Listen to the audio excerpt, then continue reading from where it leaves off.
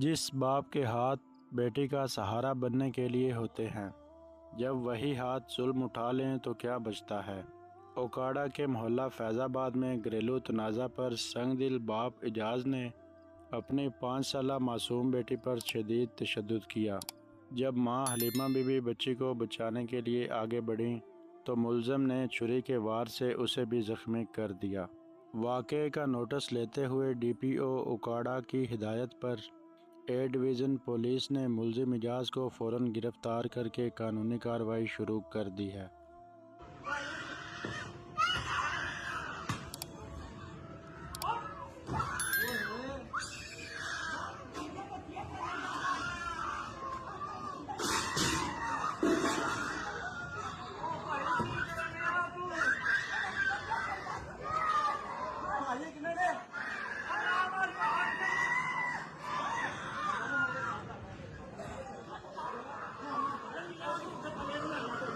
Video کو like اور channel کو سبسکرائب کرنا مت بھولیں۔